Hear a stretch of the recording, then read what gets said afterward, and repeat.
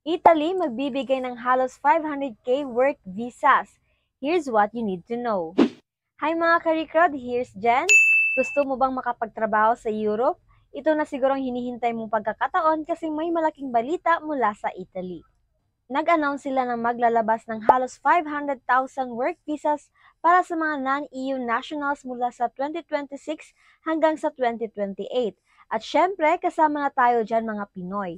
Kaya kung plano mong magtrabaho sa Europe, magandang malaman mo kung anong programa na ito, sino pwedeng mag-apply, magkano ang sweldo, at ano ang dapat paghandaan para hindi maligaw o mabiktima ng scam. Ano ang bagong announcement ng Italy?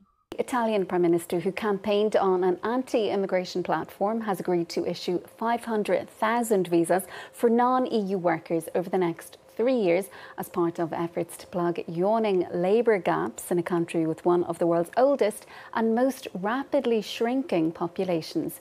Estimates suggest that by 2050, Italy will have almost 5 million fewer people and more than a third of them will be over the age of 65. Selena Sykes has the details. She made curbing migration a keystone of her successful 2022 election campaign. Now, the government of far-right Prime Minister Giorgia Meloni has agreed to let almost 500,000 documented immigrants enter Italy over the next 3 years. In a statement on Monday, her cabinet announced that it would be issuing work visas for nearly 500,000 non-EU nationals between 2026 and 2028. The quotas were determined taking into account the needs expressed by social partners and the actual applications for work permits submitted in previous years, with the aim of a programme that responds to the needs of businesses and is also realistic. The greatest number of visas will be given to seasonal work in agriculture and tourism. It is the second such move from Meloni. Her government also decided to issue 450,000 work permits to migrants between 2023 and 2025. Ayon mismo sa gobyerno ng Italy, maglalabas sila ng total na 497,550 work visas in 3 years. Sa 2026 pa lang, halos 165,000 na tao ang tatanggapin nila. Ang goal nila, legal migration para matugunan ang kakulangan nila sa mga manggagawa. Ito na actually ang second time nila na maglabas ng ganitong program, noong 2023 to 2025. Nakapagbigay na sila ng mahigit ng 450,000 permits habang inaayos nila ang proseso ng legal migration. Pinapabilis din nila ang deportation ng mga illegal na pumapasok sa bansa. Bakit nga ba ginagawa ito ng Italy? Alam mo bang bumaba na ang population ng Italy? Mas maraming namamatay kasi pinapanganak at sobrang dami na rin ang matatanda. Kaya kulang na sila sa mga trabahador, lalo na sa agriculture, food industry at basic services. Ayon sa isang farmers group doon, malaking tulong daw itong visa program para mapanatili ang supply ng pagkain at iba pang serbisyo. At ayon sa research, para manatiling stable ang population ng Italy, kailangan pa raw nilang tumanggap ng at least 10 million migrants by year 2050. Sino ang pwedeng mag-apply? Wala pang full list ng requirements ngayon, pero based sa past quota programs, ito yung mga sectors na karaniwang bukas sa foreign workers: agriculture, construction, caregiving and healthcare, food services, factory or manual labor. Ang proseso usually ay dumadaan sa tinatawag na Decreto Flossi or Annual Migration Plan ng Italy para sa mga non-EU workers. Iba't ibang legal visa options na pwedeng applyan. Kung hindi ka pasok sa quota program, may ibang visa options na pwedeng mong i-consider depende sa skills mo. Ang EU Blue Card para sa mga high-skilled professionals. Mas mabilis ang proseso at hindi kasama sa quota system. Ang Intra-Company Transfer or ICT visa naman kung nagtatrabaho ka sa multinational company at kung lilipat ka sa branch sa Italy. Self-employed visa, medyo limited pero pwede kung may business ka or freelancer ka. Seasonal work visa para sa short-term jobs gaya ng pagtatanim o sa tourism sector. Simula year 2025, magiging required na rin ang biometric data at ang paggamit ng certified email or PSC ng employer. Ano ba ang dapat na ihanda? Habang wala pang full guidelines, ito na yung mga documents na karaniwang hinahanap sa mga application. updated resume, valid passport, at least 6 months bago mag-expire, certificate of employment, NBI clearance, medical certificate, usually after job offer, passport size ID pictures, proof of skills training, TESDA or in situ. So kung gusto mong maging ready anytime, ayusin mo na yan habang maaga pa. Pwede ka nang maghanda ngayon kung gusto kang makahanap ng trabaho sa Italy o kahit ibang European country. Ito na yung mga practical na step na pwede mong simulan. Mag-aral ng basic Italian kahit mga greetings lang or work-related phrases. Mag-enroll sa TESDA para sa skill certification. Regular na mag-check ng job opening sa DMW website. At mag-ipon kahit paunti-unti lang para sa processing or placement fees kung applicable. Magkano ba ang sweldo at gasto sa Italy? Alam ko yan ang nasa isip nyo. So mga karikrol, para may idea kayo kung ano ang kita at mga dapat paghandaan kung magtatrabaho ka sa Italy, ang average number based sa latest info, average salary sa Italy ay nasa 2,200 euro to 2,500 per month gross. Kung i-convert mo to sa Philippine currency, 140,000 to 160,000 pesos. Pero syempre, iba-iba pa rin depende sa trabaho, lugar at experience mo. Itong ilan sa mga karaniwang salary range.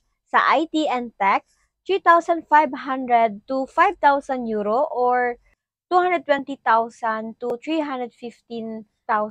Finance, 3,000 to 4,500 euro or 190,000 to 285. Factory or industry sa North, 2,800 to 4,000 euro or 176,000 to 252,000 in Philippine peso. Agriculture, food, construction, karaniwan para sa mga migrant workers, nasa 1,200 euro to 3,200 euro or 75,000 to 200,000 pesos. Sa agriculture and food industry salaries usually start around 1,187 euro, 3,268 euro per month or nasa 75,000 to 205,000 peso. So, depende kung skilled or unskilled. Sa regional differences naman, sa North Milan or Turin, 2,800 euro to 3,500 euro. So, converted as 176,000 to 220,000. Sa Central Rome naman, 2,400 euro to 2,800 euro, converted as 151,000 to 176,000. Sa South Palermo, nasa 1,600 euro to 2,200 euro, converted as 101,000 to 140,000. Pero mas mababa din ang cost of living sa South.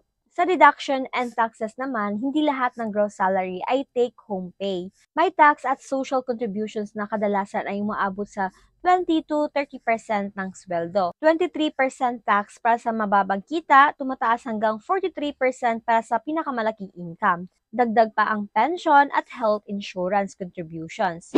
Initial cost para sa mag-a-apply sa Italy, lalo na kung via private agency, karaniwang may initial expenses na nasa 100,000 to 150,000 para sa medical, processing at placement fees.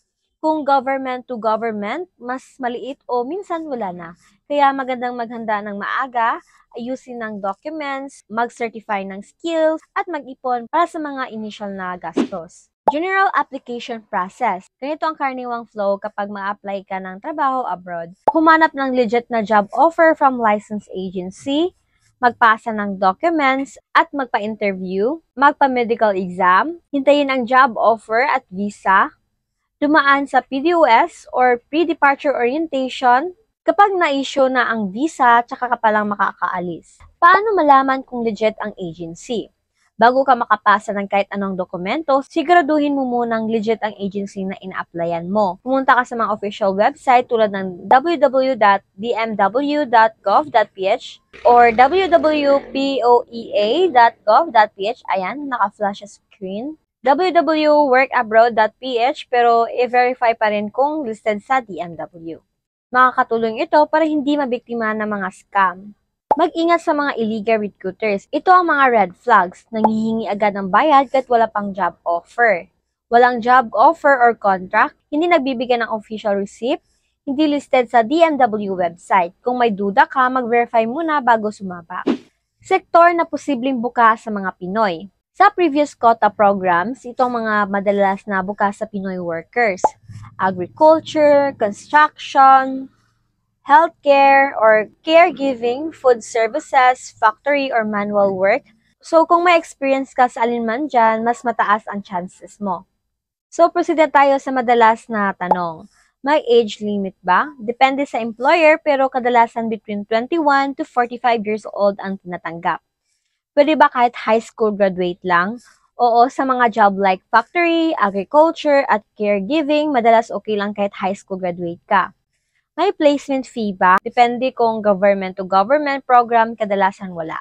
Pero kung private agency, may bayad. Dapat transparent at may official receipt din. So, ayan mga karikod, kung matagal mo nang pinapangarap makapagtrabaho abroad, Italy is opening its door wider than ever. Pero paalala lang, mag-ingat sa illegal recruiters, ayusin ang documents habang maaga pa, i-follow ang updates mo sa official government website. At kung helpful sa iyo ang video na to, huwag kalimutang i-like, share at mag-subscribe para sa iba pang tips at update. Maraming salamat at good luck sa iyong journey!